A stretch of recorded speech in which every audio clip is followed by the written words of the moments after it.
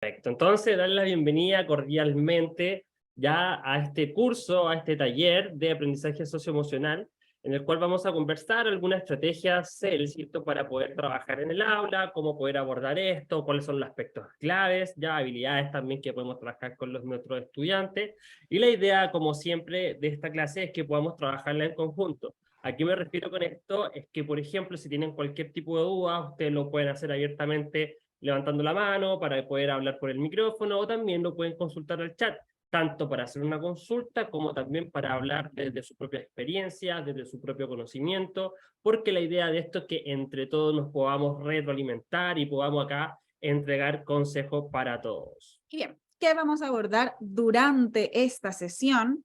Vamos a abordar exactamente cuál es el concepto y definición de aprendizaje socioemocional.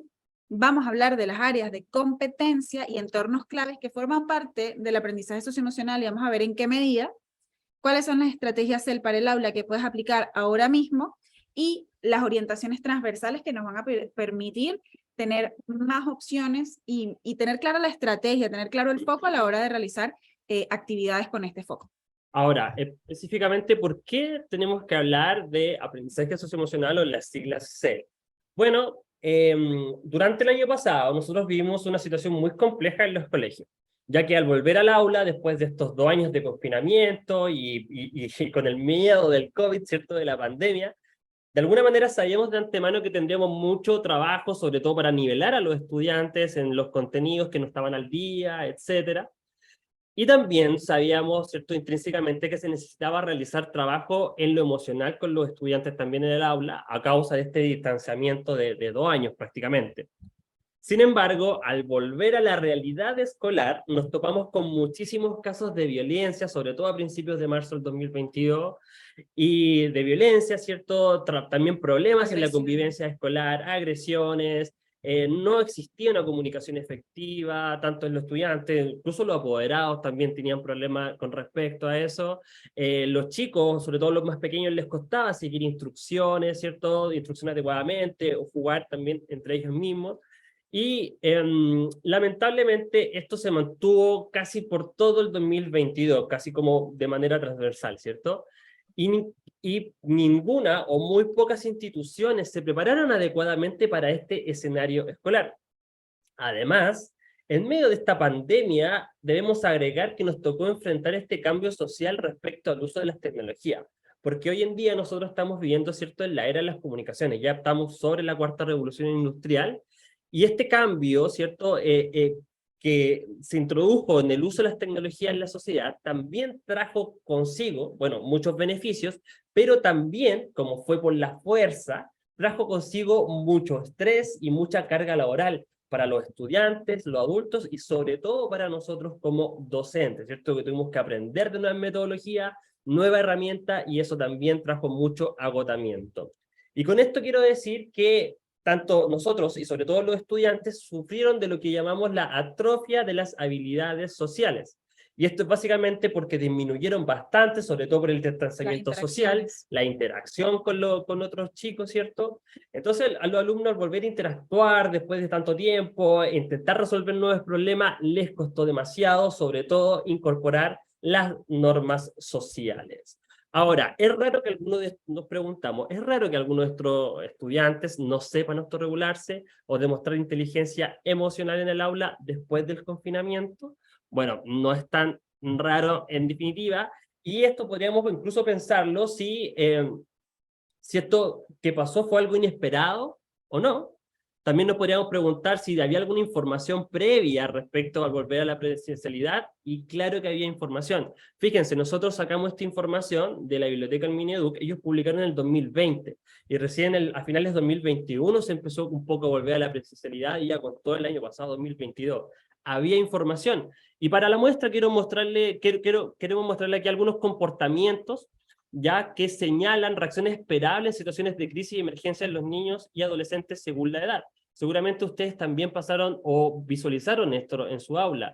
Muchos niños de 4 a 7 años, ¿cierto?, tenían comportamiento agresivo, o por ejemplo, apego excesivo a los adultos por la ansiedad de la separación, la pérdida del interés en el juego, también disminución en la curiosidad en el entorno. Ya los niños de 8 a 12 años, por ejemplo, ellos tenían muchos ánimos depresivos, también comportamiento agresivo y desafiante quizás a los adultos, y si vamos pensando en los adolescentes, muchos se les dificultó mantener o hacer nuevos amigos, porque son 2 años, y volver después de 2 años es muy, muy difícil, así como conductas de riesgo en formas de disminuir el malestar. Y ya de formas transversales podemos ver en casi todos cambios bruscos emocionales, algunos se irritaban demasiado fácil, la hiperactividad en los estudiantes, alteraciones emocionales en el sueño y el apetito, etcétera.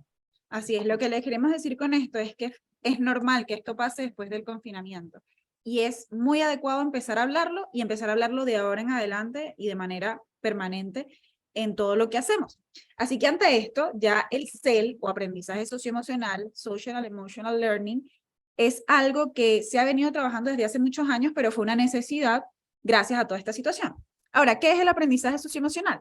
Básicamente ese proceso por el cual los jóvenes y los adultos adquirimos y aplicamos conocimientos, habilidades y actitudes para desarrollar identidades saludables, manejar emociones y lograr lo que serían metas personales y también metas colectivas. Es decir, cosas como sentir y mostrar empatía por los demás, establecer y mantener relaciones de apoyo, hacer decisiones responsables y afectuosas. Se trata simplemente de enseñarle a los niños, que les podemos enseñar a los niños destrezas sociales, emocionales y de conciencia que ellos lo necesitan para convertirse en adultos funcionales, exitosos y felices.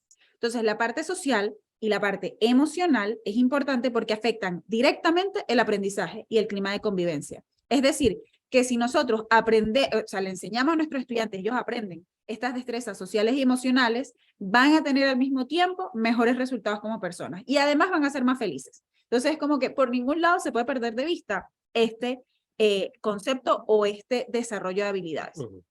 Y para eso, el K-Self, que es la colaboración para la academia en el aprendizaje socioemocional, desarrolló pues la manera en la que nosotros teníamos que trabajar el SEL dentro de nuestras aulas. Y se determinó que en realidad lo que necesitamos es desarrollar 5 áreas de competencia en 4 entornos clave. Entonces, ¿qué vamos a hacer ahora? Vamos a ver cuáles son las competencias que debemos desarrollar en nuestros estudiantes y que debemos tener nosotros mismos también para poder avanzar en nuestras aulas y luego esas áreas de espacios en donde los tenemos que desarrollar. Entonces, en primer lugar, tenemos lo que son las áreas de competencia, como les decíamos, son 5.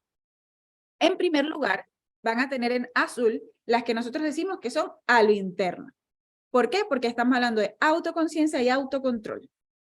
Luego tenemos que ver con el desarrollo de habilidades que tienen que ver más con el entorno, conciencia social y habilidad para comunicarse, ambas súper importantes para el desarrollo del aprendizaje socioemocional. Y en último lugar, vamos a tener la toma de decisiones responsable, ¿ok? El conjunto de las 4 anteriores va a traer como consecuencia esa toma de decisiones responsable. Vamos por cada una de ellas, comenzando por la autoconciencia. ¿Qué es la autoconciencia? Pues es la habilidad de comprender nuestras propias emociones, pensamientos y valores y cómo influyen en el comportamiento y en distintos contextos. Por acá está. Ahora, esto incluye nuestra capacidad de reconocer y fortalecer las limitaciones con un sentido de confianza y propósito bien fundamentado. Ahora me dirán, Raquel, ¿cómo es eso? ¿Cómo se ve eso en el día a día y cómo sabemos que nuestros estudiantes lo tienen?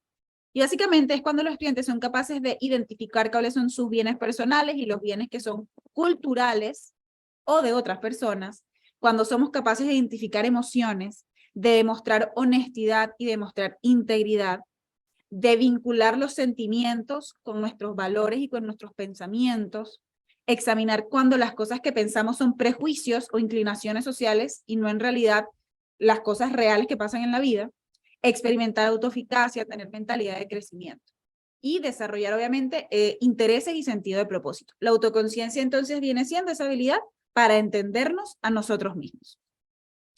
Luego de la autoconciencia, ¿cierto? Otra de las habilidades que tiene que ver con el conocimiento, por ejemplo, de lo interno, ¿cierto? Hablamos del autocontrol. El autocontrol va de la mano, como bien lo dice el nombre, de poder manejar nuestras propias emociones, poder controlar también nuestro pensamiento, el comportamiento de manera efectiva, no descontrolada, ¿ya? En diferentes situaciones, ya sean situaciones de estrés, situaciones en donde nos encontremos en conflicto, y sobre todo para lograr cierta, como lo dice acá, ciertas metas, ciertas aspiraciones, o sea, ¿por qué estoy haciendo esto? ¿Por qué el autocontrol? Y esto incluye la capacidad de poder retrasar, por ejemplo, gratificaciones instantáneas. Ya vamos a hablar del tema de la gratificación instantánea, ¿cierto? El manejo del estrés, esto es súper importante, y poder sentir motivación y voluntad para lograr las metas personales, ¿ya? Como una de las metas puede ser el poder controlar cierto tipo de emociones, ¿ya? Ojalá todo, o sea, siempre es que hablar de todas las emociones, pero siempre hay ciertas emociones que son un poco más complejas de tratar, como por ejemplo cuando se plantean situaciones de conflicto, cuando hay agresiones, cuando hay gritos, ¿cierto? Cuando hay ese tipo de cosas entre los mismos estudiantes.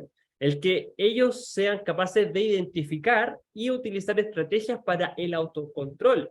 Cuando una estrategia que me enseñaba mi mamá siempre es el cuenta hasta 10, ¿ya? De verdad que funciona y parece un poco, no sé, Simple, repetitivo, quizás. simple, pero funciona bastante bien. Entonces, el hecho de poder decir, oye, ya me estoy sintiendo mal, me estoy sintiendo raro, ok, voy a respirar, voy a contar hasta 10 antes de reaccionar. El mostrar autodisciplina, automotivación por las cosas, también va de la mano con el autocontrol. El poder usar habilidades organizativas y de planificación.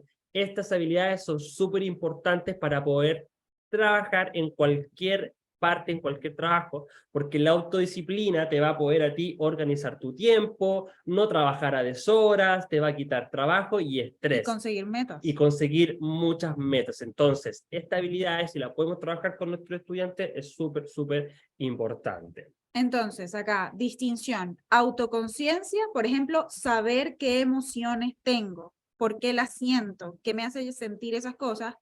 Autocontrol, gestionar o manejar esas emociones cuando se presenta una situación. Bien, después venimos con lo que es la conciencia social, la capacidad de comprender las perspectivas y tener empatía con los demás, incluyendo aquellos que vienen con diversos orígenes, culturas y contextos, y eso incluye la capacidad de sentir compasión, comprender normas históricas y sociales amplias, reconocer recursos y apoyos de la familia, la escuela y la comunidad. Por ejemplo, tomar perspectiva de otros, reconocer fortalezas en los demás. Si yo tengo autoconocimiento, yo reconozco mis fortalezas, pero si yo tengo conciencia social, también reconozco las fortalezas de los demás. Demostrar eso, empatía, compasión, preocupación por sentimientos de otros, comprender y expresar gratitud, identificar diferentes normas sociales, ¿ya? Vamos por 3 áreas de competencia. Si se dan cuenta, no son cosas fáciles de desarrollar. Todavía a nosotros como adultos nos cuesta. Entonces, vayan viendo cómo esto debe encajar en un aula y que los estudiantes lo deben conocer desde pequeños. Lo otro también, que es súper importante, es la habilidad para comunicarse. ¿Ya? Y con esto hace referencia a que podamos tener la capacidad de establecer y mantener relaciones saludables y de apoyo, y de manera eficaz en todos los entornos, ya sea con individuos, en este caso con amigos directamente, o en grupos de trabajo. Y esto incluye la capacidad de comunicarse claramente, escuchar activamente, cooperar, trabajar en colaboración para resolver problemas, negociar conflictos de manera constructiva, proporcionar liderazgo y ofrecer ayuda cuando sea necesario. Mira, acá hay algo que se repite y a mí me gusta cuando se habla de escuchar activamente. Y esto es algo que se tiene que trabajar desde muy pequeño porque a veces escuchamos, pero en realidad no estamos presentes. Y cuando hablamos de escucha efectiva es poner toda la atención a la persona que nos está contando algo. Ya, eso es parte también de la comunicación, no es solamente la habilidad de poder contar una historia, de hablar bonito, ¿cierto? Argumentar bien, no, sino también ser capaces de escuchar a la vez. Y algunos ejemplos, por ejemplo, de comunicación efectiva es el poder desarrollar relaciones positivas. Y las relaciones, toda relación positiva, ya sea de amistad, familiar, pareja, etcétera, va de la mano con la comunicación, del poder escuchar y también comunicar pensamientos, ideas, sentimientos. El poder practicar el trabajo en equipo. ¿ya? Y eso va de la mano con la resolución colaborativa de problemas. No es el que, oye, yo tengo la razón, esto se hace a mi manera. No, no, no. Aquí conversamos todos, llegamos a un acuerdo y trabajamos en base a ese acuerdo, ¿no? Resolver los conflictos constructivamente. Esto también se debe trabajar en la resolución de conflictos en el aula. Ya va muy de la mano con la habilidad de comunicación. También poder resistir la presión social negativa. Eso va de la mano con la habilidad de comunicarse porque, a ver, una presión social negativa puede ser hoy en día, sobre todo cuando hablamos del ciberacoso, el bullying que existe, o también si hablamos lo más adolescentes, la típica que te dice tu mamá, no sé, oye, si te dicen tus amigos tírate del puente, también te vayas a tirar, como ese tipo de cosas, el poder resistir a ese tipo de presión y comunicarse efectivamente va de la mano con la habilidad, el mostrar ciertos tipos de liderazgo también y, por supuesto, defender los derechos de los demás. Y para defender los derechos de los demás no solamente es necesario que yo salga a la defensa de otros, sino que si yo veo que se están vulnerando, lo puedo comunicar a otro, quizás a un adulto, a un profesor, de que la situación que está pasando. Perfecto, entonces tenemos la conciencia social y habilidad de comunicación para poder expresar lo que sentimos. Y por último, lo que nuestros estudiantes necesitan desarrollar para que ese clima sea bueno es la toma de decisiones responsables, la capacidad para tomar decisiones y elecciones constructivas sobre el comportamiento personal e interacciones sociales en diversas situaciones. Esto incluye la capacidad para considerar normas éticas y problemas de seguridad y evaluar beneficios y competencias de diversas acciones para el bienestar personal, social y colectivo. Por ejemplo, podemos hablar de toma de decisiones responsables cuando hablamos de demostrar curiosidad y una mentalidad abierta, cuando somos capaces de identificar soluciones para problemas que son personales o para problemas que son sociales, hacer un juicio razonable después de analizar cierta información que me dijeron o que vi, anticipar y evaluar consecuencias de acciones que tenemos bajo nuestra responsabilidad y reconocer el pensamiento crítico y que el pensamiento crítico es útil dentro y fuera de la escuela, es decir, que no solamente lo vamos a ver en el aula, sino que en todo momento nosotros vamos a tener que tomar decisiones y que para eso tenemos que ser personas críticas. Entonces, estas 5 áreas son súper importantes dentro del aula para que nuestros estudiantes logren tener un aprendizaje socioemocional sano. Ahora, para hacer un poquito algo diferente, algo divertido. Carlos y yo preparamos una pequeña actividad en donde los queremos poner a prueba, porque no estamos en cualquier contexto, estamos en un contexto en donde los adolescentes tienen constante comunicación con el mundo digital. Y para ello, vamos a irnos a la plataforma de Bamboozle.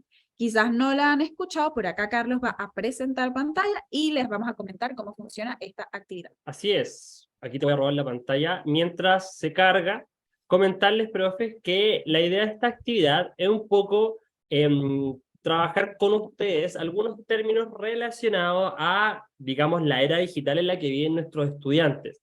Cuando nosotros hablamos de aprendizaje socioemocional, cuando hablamos de conflicto en el aula, va estrechamente de la mano también, por ejemplo, con el ciberacoso, el ciberbullying y todos los términos relacionados a ello. Entonces lo que vamos a hacer es un breve cuestionario en donde vamos a trabajar acá juntos, vamos a hacer un puro equipo, ¿ya? Y por acá vamos a dar inicio a este cuestionario. Aquí vamos a trabajar todos los que están presentes vamos a participar de una u otra manera, ¿no? ¿Cómo lo vamos a hacer? Básicamente en pantalla se va a presentar varias tarjetas que van a estar volteadas, ustedes solamente van a ver los números. Así es, y la idea es que cada uno de ustedes nos pueden comentar, bueno, aquí pueden chatear, nos pueden escribir abiertamente, entonces vamos a elegir una pregunta al azar, ya, de lo que ustedes quieran, cualquier, del 1, en este caso, al 12, nos pueden escribir qué número quieren que abramos, y vamos a contestar qué significa cada término que nos va a salir en la descripción. Así es, así que ¿qué número quieren de primero, profe? Nos pueden colocar el número 11, nos dijo Olga por acá, 11, vamos a abrir el 11. Fue la más rápida, así que vamos de una con el 11. Bueno, el 11 nos dice persecución, molestia, trato hostil y vejatorio que ejerce una persona sobre otra, y esta puede ser de tipo sexual o no. ¿Alguien sabe a qué se refiere esta descripción? ¿A qué término? Ahí, piénsenlo bien. Ajá, ¿para qué nos dicen? Acoso, abuso, está entre acoso y abuso. Vamos a ver. Acoso, hostigamiento. Exactamente. Muy bien por ahí, Tiare, Betsy. Excelente. Vamos súper bien. Vamos con otra. ¿Cierto? ¿Qué otro número nos han dicho acá? Han Raquel? dicho mucho. Yo digo que otra vez lancen números y el primero, ya, uno, dijo Sebastián, Vale, primero. estaba ahí atento. Término utilizado para referirse a un acto que manifiesta denuncia y repudio público hacia una persona, entidad o grupo que cometió alguna acción con la que no se está a favor o de acuerdo. ¿A qué hace referencia? Mira, nos dice por acá Bárbara, Bárbara, Funa, Funa. ok, Perfecto. ok. Bárbara Marcela. Ok, No ok, ok. sé quién es, pero Vamos a ver. bien. Así Buena. es, bien, estamos súper bien. Es una Denuncia, ¿no? denuncia. También tienes razón. Sí, sí, es como, son sinónimos en realidad. Es que, claro, funa se le llama cuando ahora se hacen por medios digitales, hay muchos Instagram, ¿cierto? Sobre todo historia que se publica en Facebook también. Vamos con un tercer número, por acá, si nos pueden decir, de los que están 5, habilitados. nos dice Rosemary. 5. Conducta de una persona adulta que realiza acciones deliberadas para establecer lazos de amistad con una menor de edad en Internet, con el objetivo de tener una satisfacción sexual mediante imágenes eróticas o pornográficas del niño o la niña. Aquí Bárbara la sabe ahí. Grooming, Grooming. A ver. pedofilia, ok, ok. Vamos Veamos por acá, acá. sí, vamos a chequear acá, y efectivamente es grooming. Bien. ¿Por qué no es pedofilia para el que puso allá? Porque el grooming va de la mano con lo que es lo digital. Ya la pedofilia tiene aspectos Que puede ser. internos de la Sí. persona. Ya el pedófilo hace grooming, por decirlo así. Ya, ok. Vamos con la siguiente, vamos con la última pregunta. Díganme algún número asociado a Último esta. número, Un numerito. Vamos a ver. El 12. 12. Ok. 12 ahí quedó, a ver. Situaciones de matonaje, intimidación, acoso o hostigamiento escolar permanente y sistemático al que es sometido un estudiante por parte de uno o más compañeros. Se puede manifestar en maltrato físico, psicológico o verbal. Creo que ya saben de qué se trata y efectivamente es el bullying. Oye, súper bien en realidad acá. Ya, y aquí, bueno, podríamos continuar con otras, pero como tenemos todavía material que trabajar, vamos a dejar hasta aquí esta participación. Agradecerles y para aquellos que quieran conocer más términos asociados, les voy a dejar aquí en el chat, antes de continuar, un diccionario ya que es sobre el ciberacoso escolar. Entonces aquí copiar, son más de 100 términos relacionados a esto mismo y que por supuesto les pueden ser de mucha utilidad a ustedes para trabajar con los estudiantes o a ustedes mismos para interiorizar muchos de estos términos y entenderlos mejor. Excelente, bueno, muy buena participación. Además, todos están muy conscientes de los términos que están utilizando y que se conocen para sus estudiantes. Genial. Súper bien. Y bueno, ya entendimos cuáles eran las 5 claves que tenemos que ir desarrollando en nuestros estudiantes para que haya una buena inteligencia socioemocional. ¿Qué viene después de eso? Bueno, entender quiénes formamos parte de esto. ¿Por qué? De repente decimos, yo quiero que mis estudiantes tengan inteligencia emocional, pero no solo depende de nosotros en el aula, sino que hay otros factores que tenemos que tomar en cuenta. No es solo el aula, es el aula, la escuela, el ambiente escolar completo de la institución, las familias y los cuidadores, que obviamente van a formar parte de cómo se comporta el estudiante, y la comunidad en general. Cualquiera de estos actores pueden hacer que no haya un buen clima. Por eso es que es tan complejo. Ahora, ¿nosotros podemos hacer cosas? Sí. De hecho, el día de hoy nos vamos a enfocar en lo que nosotros podemos hacer desde el aula. Pero se los digo porque muchas veces nos sentimos frustrados como profesores porque decimos, oye, yo hago todo lo posible, pero es que este niño quizás tiene una situación con la cual no podemos trabajar tan fácil, o quizás estamos en una comunidad en donde se presentan situaciones en el día a día que hacen que sea más complejo para nosotros. Por ejemplo, cuando explotó la guerra, si se dieron cuenta, al mismo tiempo que explotó la guerra, hubo en los colegios una avalancha de agresiones que se estaban dando. ¿Por qué se da eso? Bueno, porque lo que pasa globalmente influye en lo que hacemos también en nuestras aulas.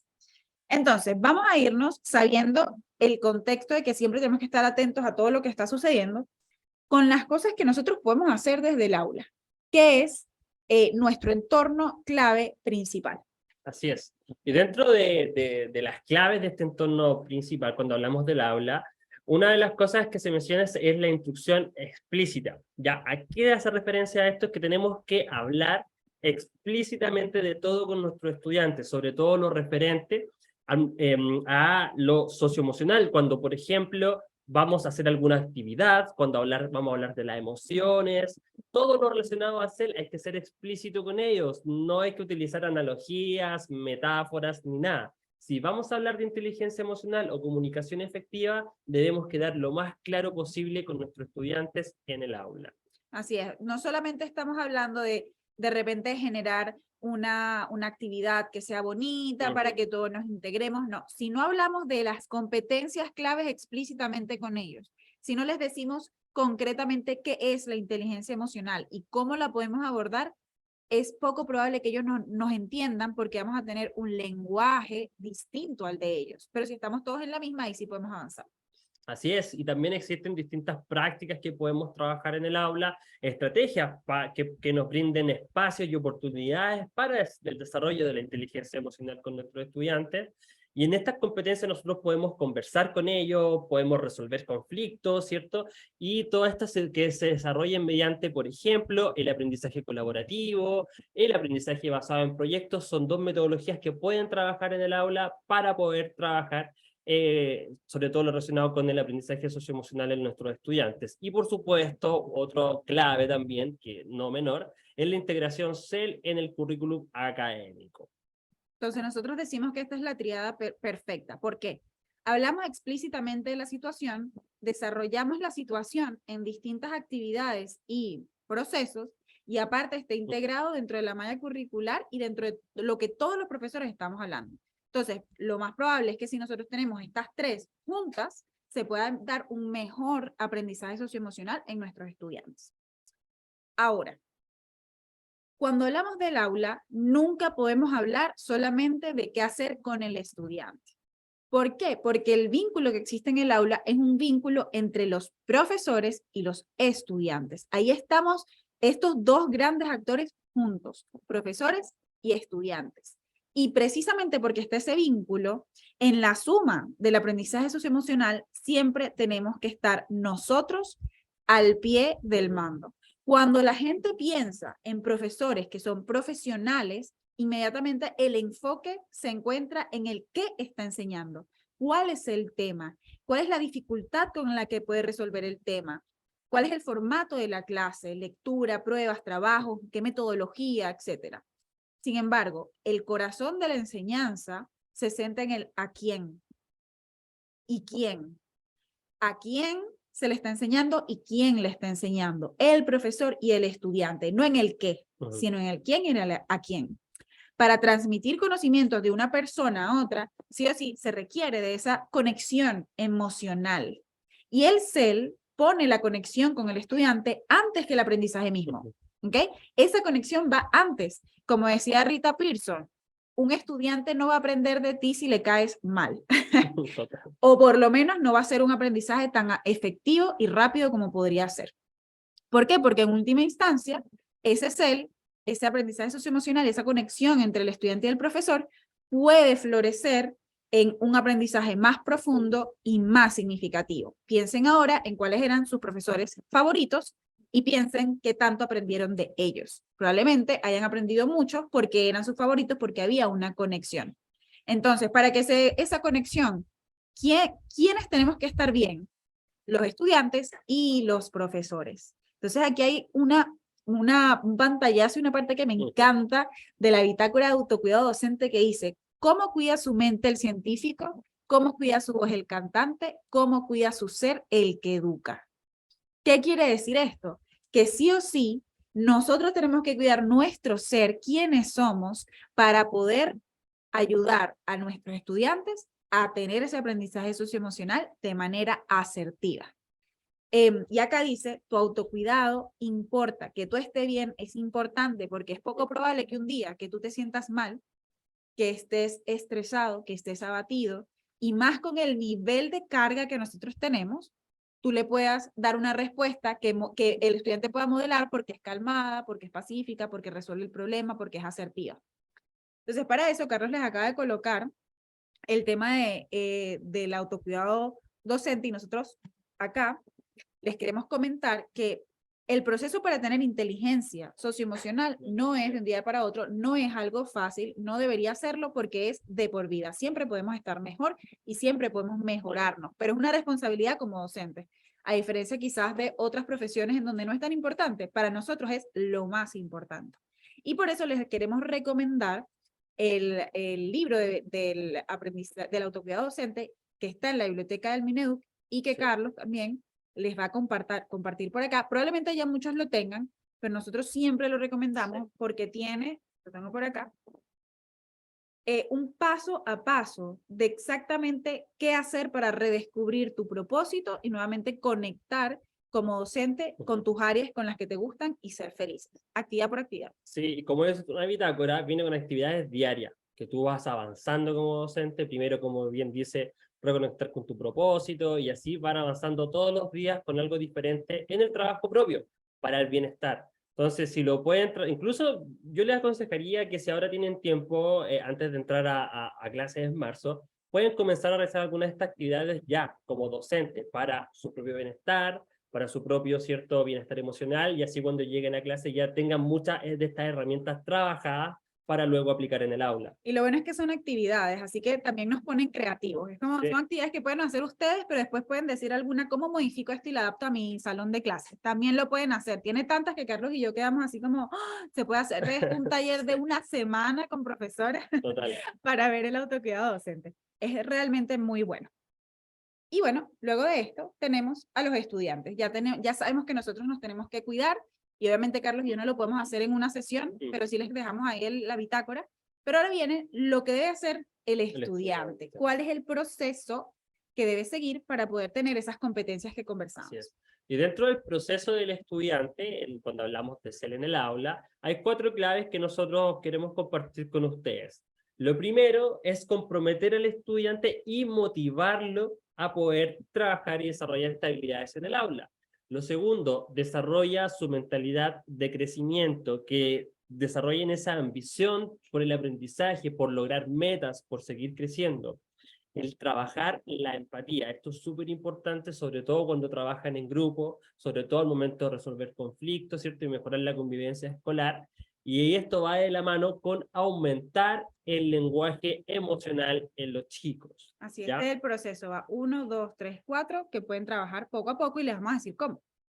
Lo primero, ¿cómo pueden comprometer y motivar a sus estudiantes? En primer lugar, hablar, como le decíamos explícitamente, de la importancia del aprendizaje socioemocional y el autocuidado como personas. ¿Okay? Empezar a que ellos empiecen a desarrollar esas ganas de cuidarse a ellos mismos para poder estar bien, para poder compartir con otros.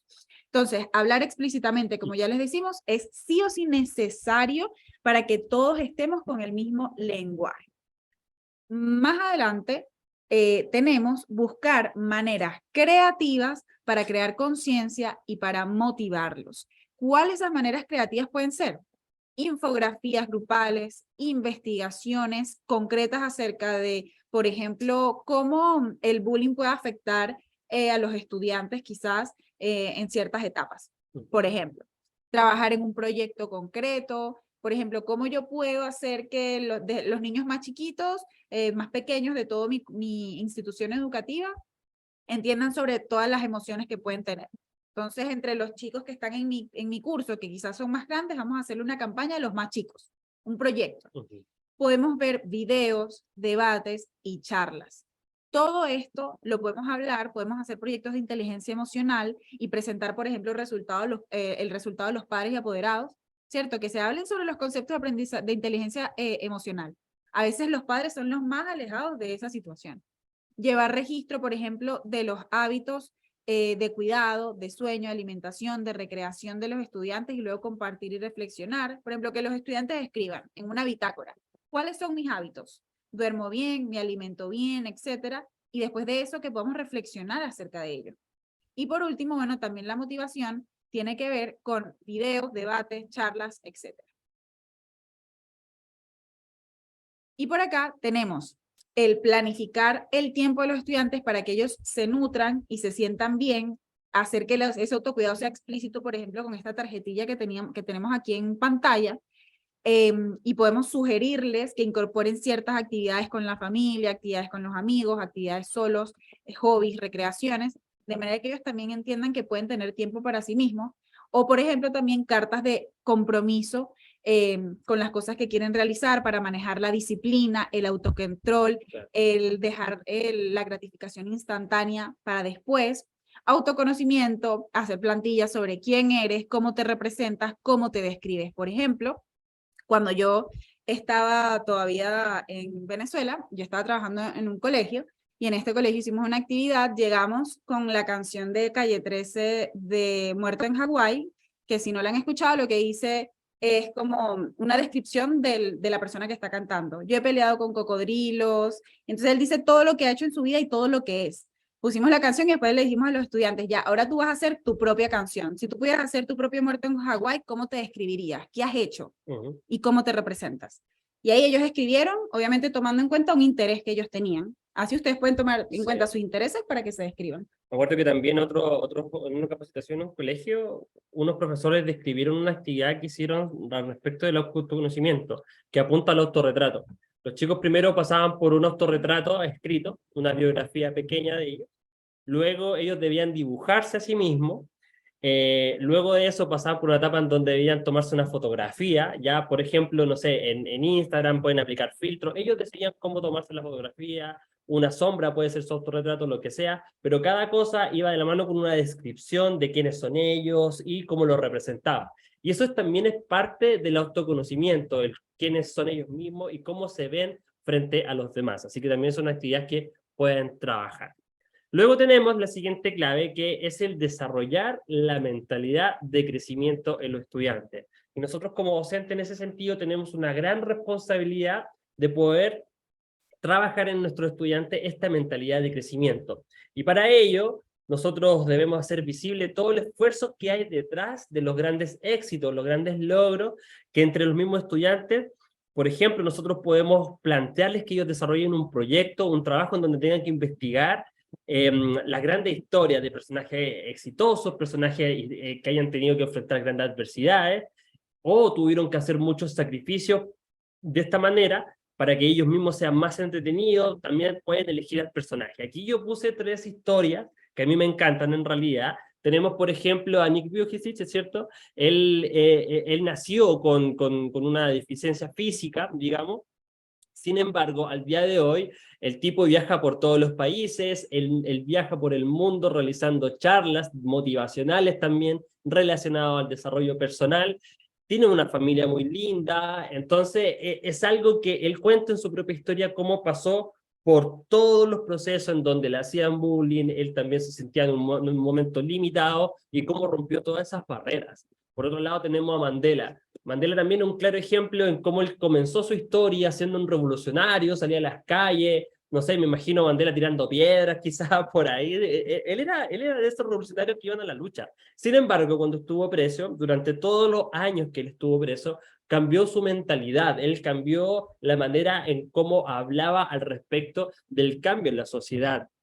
Y gracias a él, ¿cierto? Bueno, y a los poemas y los libros que escribió estando preso, después cuando él sale como una figura social potente, una figura pública que logra incluso cambiar el apartheid en un país, algo que hizo un cambio y marcó la sociedad para siempre. Entonces Mandela es un claro ejemplo, y no solamente pueden ser que ejemplos de casos de personas reales, también hay personajes ficticios que van de la mano. A mí me encanta Forrest Gump.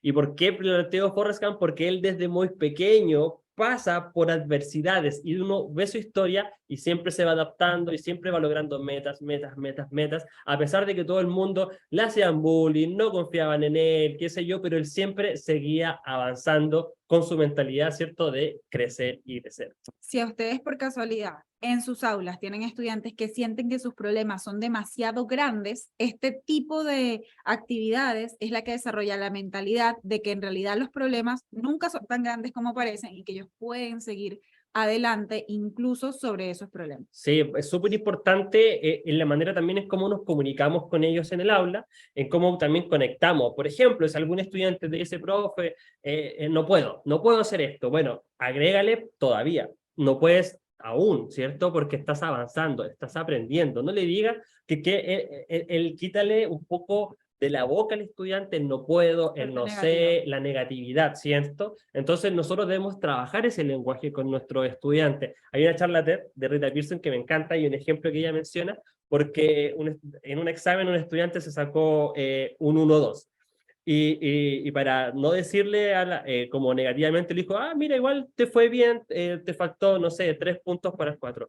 ¿Y por qué lo hice si me fue mal? No, pero la vez pasada tuviste un 1, no sé, no fue tanto el avance, y ya avanzaste, aprendiste algo, a la próxima lo vas a hacer mucho mejor y esto va a pasar.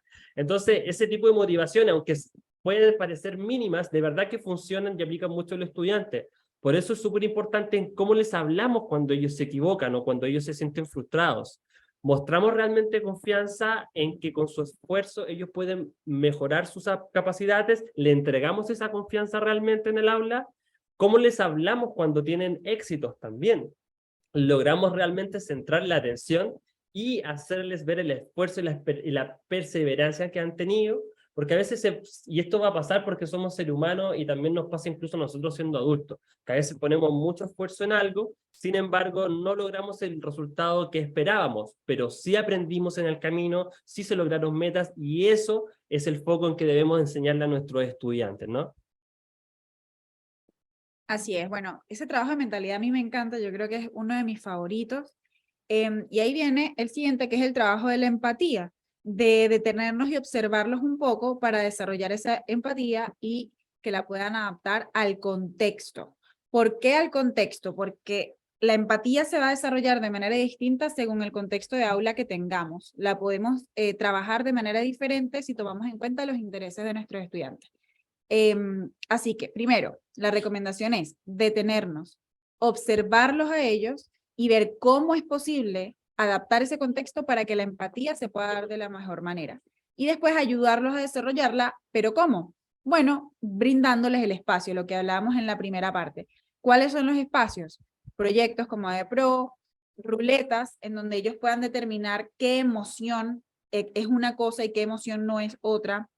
Historias con videos, noticias, películas, en donde se hablen de temas que sean relevantes para ellos. Podemos también hablar de la empatía, juegos de roles, charlas, cortometrajes, intervenciones. Cuando hablamos nosotros de cortometrajes, por ejemplo, o charlas, no solamente hablamos de que esto lo tengamos que hacer nosotros para ellos, ellos también lo pueden hacer como parte de lo que hacemos en el aula y siempre meterle la parte de la empatía, de meterle la parte del aprendizaje socioemocional, aunque estemos en otra área o en otra asignatura.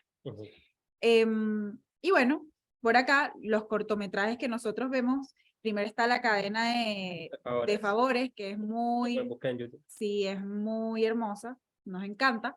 Y también está el huevo de la gallina. Sí, hay varios videos, pero aquí hay dos que mencionamos. Exacto. Y el huevo de la gallina, por ejemplo, es de un cerdito que le encanta comer huevo al desayuno, él ama comer huevos y come todos los días. Sin embargo, un día se enamora de la gallina y después tiene que decidir entre si continuar con su amor por la gallina o por los huevos. Entonces, por ahí podemos llegar a una conclusión, podemos conversar con los estudiantes, son cortometrajes en YouTube de 2-3 minutos, y podemos conversar con ellos ya desde muy pequeño incluso. Cuando hablamos incluso, cuando son juegos de roles, podemos plantear una situación en que, no sé, le entregamos una situación al estudiante de que él tiene que demostrar que está enojado, y al otro tiene que adivinar qué es lo que, cuál es la emoción que está representando. O la misma ruleta, podemos poner distintas caras y cuando salga una, los estudiantes deben adivinar qué está sintiendo la persona de la ruleta que está viviendo en ese momento. Entonces, de esa manera podemos también trabajar la empatía en el aula. Y por último, cuando hablamos también en la cuarta clave de este proceso, CEL de los estudiantes, es aumentar el lenguaje emocional en el aula. Y para ello es súper importante fomentar las emociones positivas. Y ojo, esto es un ejercicio que también tenemos que hacer nosotros todos los días, ya el siempre estar agradeciendo en todo momento, ojalá, ¿cierto? El ver el vaso siempre lleno más que vacío, y ese tipo de ejercicio diario que tú vas haciendo, el recordarte, no sabes que no voy a quitar la negatividad, porque siempre es un ejercicio que tenemos que ir increciendo para poder nosotros ya hacerlo intrínsecamente. ¿Por qué? Porque esto se va a reflejar en todo tu actuar y también se va a reflejar en el aula con tus estudiantes. Y el trabajar también con los estudiantes te va a ayudar a ti como docente en el ejercicio para poder cambiar tu lenguaje positivo. Y cuando hablamos de esto, tú puedes hacer actividades como el buzón de momentos felices, en donde quizás de manera anónima ellos pueden escribir un momento feliz del día, de la semana, del mes, y lo pueden guardar en el buzón y después pueden hacer alguna lectura si es que lo desean. La bitácora de las emociones también, el poder meditar y reflexionar letras de canciones. Hay una canción muy linda de Javiera Parra, Gracias a la vida, podemos mostrarla en clase, podemos escucharla y luego hacer una reflexión de cada uno de los párrafos, cada una de las frases que menciona acá y hablar sobre las emociones también. Pueden hacer una carta de agradecimiento totalmente anónima a quien ellos quieran, ¿ya? Y esta la podemos guardar también en un buzón como una carta de agradecimiento, no sé, a lo que ellos sienten en ese momento también. Podemos hacer momentos de mindfulness con los estudiantes, momentos de meditación, momentos de agradecimiento, y así como trabajar, por ejemplo, crear un glosario de las emociones, en donde ellos puedan crear sus propias palabras, descripción de estas palabras relacionadas a cuando se sienten felices, cuando se sienten tristes, o buscar, por ejemplo, en el Mapudungun hay palabras, frases relacionadas también a las emociones, u otro lenguaje también. De hecho, está interesante porque ya hay cosas que van cambiando generacionalmente, como los emojis que ellos utilizan Los emojis, claro. para demostrar sus emociones, como que ya no se ríen con el de la lagrimita aquí, sino que utilizan las calaveras. ¿Por qué? No lo sé. Quizás hay una manera, quizás con estos glosarios también podríamos entender un poco más, pues, su cultura y de qué se trata. Ahora, ¿qué es interesante?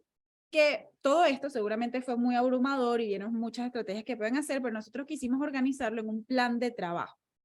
Este plan de trabajo tiene 4 aristas. ¿Cuáles son? Primero, lo que les recomendamos es hacer un glosario CEL con sus estudiantes. Lo pueden hacer entre varios profesores en un aula, por ejemplo, o lo pueden hacer simplemente con su aula. Glosario CEL, en donde puedan determinar y puedan hablar explícitamente de los conceptos de las áreas de competencia clave, ¿cierto?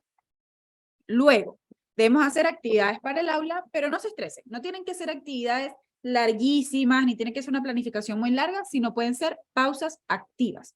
Las pausas activas son excelentes porque son cortas, son dinámicas, o activan o relajan a nuestro estudiante, dependiendo del propósito que queramos, y nos van a permitir aprender y hablar con ellos de aprendizaje socioemocional de manera muy rápida.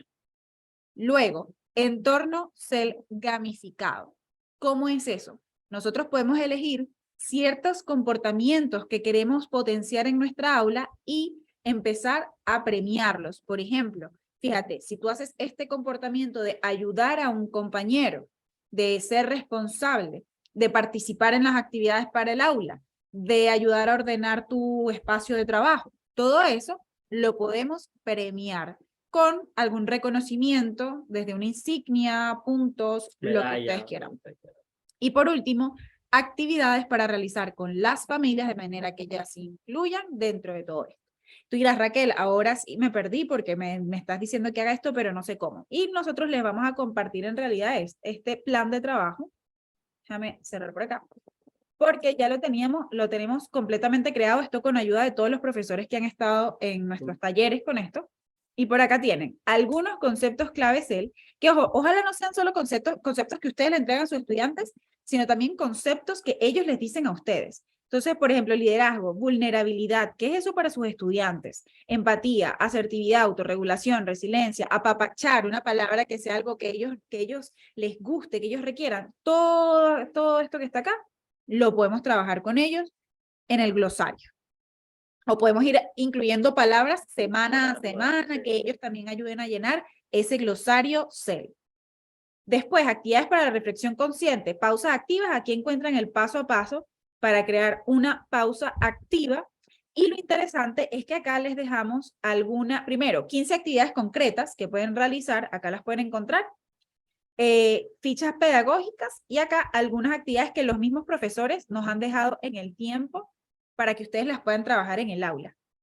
Entorno CEL gamificado. Aquí está el paso a paso para que ustedes puedan crear un entorno CEL gamificado. Determinar áreas de competencia a desarrollar, elegir recompensas según intereses, elegir comportamientos a resaltar, crear sistema de recompensas. Por ejemplo, cada 5 buenos comportamientos se les va a dar una estrella.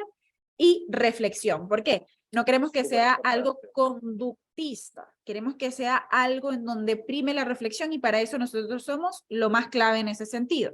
Que no sea ganaste una estrella porque sí, sino que sea ganaste una estrella y te explico por qué. Y vamos a entender por qué esto es algo positivo y por qué se está premiando. Orientaciones para las familias. Este documento que está acá, orientaciones y estrategias para el aprendizaje socioemocional, son espectaculares los documentos porque tienen todo lo que hay que hacer con la familia, con planificación. ¿Qué le tengo que decir de primero a la familia? ¿Qué actividad voy a hacer con ellos? ¿Cómo les explico cada una de las situaciones? 100% recomendado para el trabajo con la familia. Y aparte acá les dejamos una ficha de trabajo que hay algunos de profesores que lo llenaron abajo, de algo con lo cual ustedes se pueden empezar a planificar. Por ejemplo, pueden decir cuáles las 3 definiciones que más les gustaría trabajar con sus estudiantes en un inicio, cuál es el objetivo pedagógico de una actividad de pausa activa que puedan realizar, la duración, instrucciones y recursos necesarios. Como saben, acá hay ejemplos de distintas planificaciones que hicieron profesores de Acciona Bio Bio junto con nosotros. Entonces aquí estaban el glosario, autorregulación, autoconciencia, imagen corporal, esos eran los que ellos querían trabajar y cómo funcionaba esa pausa activa. Todo esto en el enlace que les acaba de dejar Carlos, así que recuerden abrirlo para que no se les pierda más adelante. Y pues con esto culminaríamos, bueno, sin antes dejarles unas orientaciones transversales que yo creo que rápidamente las podemos mencionar. Así es, mira, primero es importante tomar en el tiempo escolar destinado específicamente a la asignatura, ¿cierto?, de orientación, con foco en el aprendizaje socioemocional. Y como bien decía Raquel, da lo mismo la asignatura que tú impartes, el nivel con el que estás trabajando, date un tiempo para poder trabajar específicamente el aprendizaje socioemocional en el aula. También está el tema de determinar rol y funciones dentro de los colegas que estamos trabajando para que todos tengan vista el CEL y nosotros ahí podemos ser líderes dentro de este movimiento. Por supuesto, también va de la mano con complementar distintos espacios formativos que tú tengas con los estudiantes, ya sea el recreo, los pasillos, las actividades extraprogramáticas que tengan, ceremonia o eventos. Es decir, no solo se tiene que quedar en el aula, si está complementado con otras actividades es mejor. Y complementaría con otras asignaturas, que no solamente seas tú el que lo hace, sino que ojalá otros docentes se sumen contigo a realizar las actividades.